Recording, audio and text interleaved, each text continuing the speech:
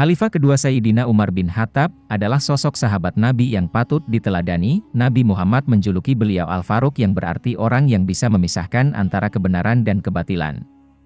Bahkan setan pun lari apabila bertemu Umar bin Khattab. Gambaran fisik Umar adalah laki-laki berkulit coklat. Kedua tangannya aktif sehingga dapat melakukan pekerjaan dengan kedua tangannya, memiliki tubuh yang kuat, tinggi besar. Tinggi badannya jauh di atas rata-rata. Jika berada di kerumunan, dia nampak seolah sedang menunggangi sesuatu. Ketika diangkat sebagai khalifah menggantikan Abu Bakar Shiddiq, kekuasaan Islam tumbuh pesat. Selama 10 tahun memimpin, 13 Hijriah, 634 Masehi, 23 Hijriah, 644 Masehi, Khalifah Umar berhasil membebaskan negeri jajahan Romawi dan Persia dan merebut Baitul Maqdis, Palestina, dari kekuasaan Romawi. Di balik keberhasilannya menjabat khalifah sekaligus Amirul Mukminin, Sayyidina Umar memiliki karomah yang luar biasa. Ada 10 karomah, kelebihan dan kemuliaan yang diberikan kepada Umar bin Khattab. Berikut karomahnya. 1. Berbicara dengan ahli kubur. Ibnu Abi Dunya meriwayatkan, bab tentang kubur, bahwa ketika Umar bin Khattab melewati pemakaman Baqi di Madinah, beliau mengucapkan salam, semoga keselamatan dilimpahkan padamu, wahai para penghuni kubur. Aku kabarkan bahwa istri kalian sudah menikah lagi, rumah kalian sudah ditempati, kekayaan kalian sudah dibagi. Kemudian ada suara tanpa rupa menyahut, hai Umar bin Khattab, aku kabarkan juga bahwa kami telah mendapatkan balasan atas kewajiban yang telah kami lakukan, keuntungan atas harta yang telah kami dermakan, dan penyesalan atas kebaikan yang kami tinggalkan. Yahya bin Ayyub Al-Hazai menceritakan bahwa Umar bin Khattab mendatangi makam seorang pemuda lalu memanggilnya, hai Fulan.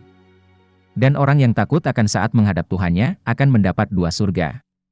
Dari dalam kubur pemuda itu, terdengar suara, hai Umar, Tuhanku telah memberikan 2 surga itu kepadaku 2 kali di dalam surga. Riwayat Ibnu Asakir.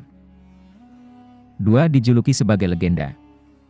Al-Taj Al-Subki mengemukakan salah satu karamah Khalifah Umar bin Khattab, sebagaimana dalam sabda Nabi yang berbunyi, di antara umat-umat sebelum kalian, ada orang-orang yang menjadi legenda. Jika orang seperti itu ada di antara umatku, dialah Umar. 3. Berbicara dengan Sariyah yang saat itu memimpin perang melawan Persia di Nihawan. Diceritakan bahwa Umar bin Khattab mengangkat Sariyah bin Sanim al-Halji sebagai panglima perang kaum muslimin ketika menyerang Persia. Di gerbang Nihawan, Sariyah dan pasukannya terdesak karena jumlah pasukan musuh yang sangat banyak, sehingga pasukan muslim hampir kalah. Sementara di Madinah, Umar naik ke atas mimbar dan berkhutbah. Di tengah khutbahnya, Umar berseru dengan suara lantang, hai Sariyah, berlindunglah ke gunung. Barang siapa menyuruh serigala untuk menggembalakan kambing, maka ia telah berlaku zalim. Tuhan membuat Sariyah dan seluruh pasukannya yang ada di gerbang Nihawan dapat mendengar suara Umar di Madinah. Maka pasukan muslimin berlindung ke gunung, dan berkata, itu suara Khalifah Umar. Akhirnya mereka selamat dan mendapatkan kemenangan. Al-Taj Al-Subki menjelaskan bahwa ayahnya, Taqiyuddin Al-Subki menambahkan cerita di atas. Pada saat itu, Ali menghadiri khutbah Umar lalu ia ditanya, apa maksud perkataan Khalifah Umar barusan dan di mana Sariyah sekarang? Ali menjawab, doakan saja Sariyah.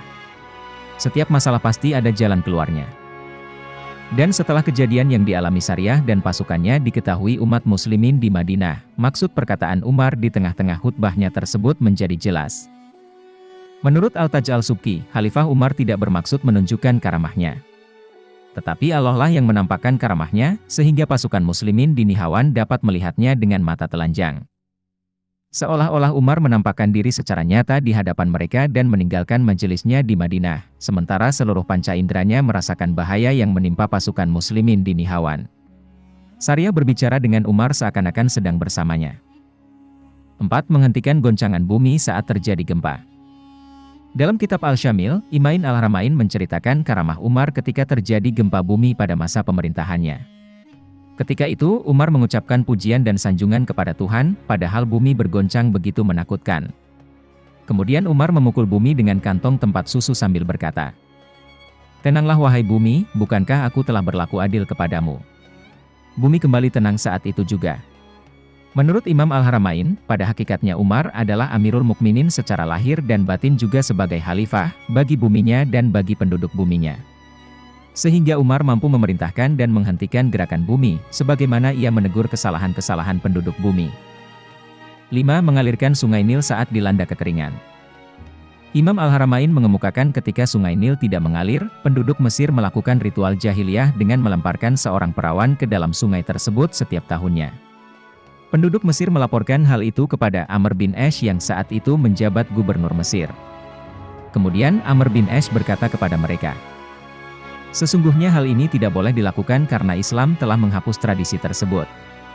Kala itu penduduk Mesir mengalami penderitaan selama 3 bulan karena mengeringnya Sungai Nil. Amr menulis surat kepada Khalifah Umar bin Khattab untuk menceritakan peristiwa itu.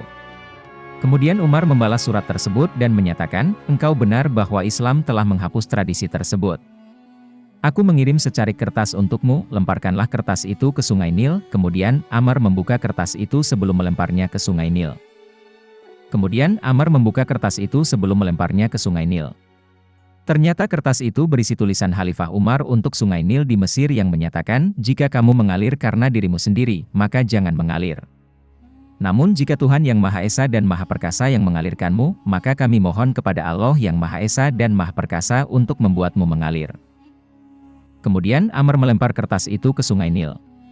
Sementara itu penduduk Mesir telah bersiap-siap untuk pindah meninggalkan Mesir. Pagi harinya, Tuhan mengalirkan Sungai Nil 16 hasta dalam semalam.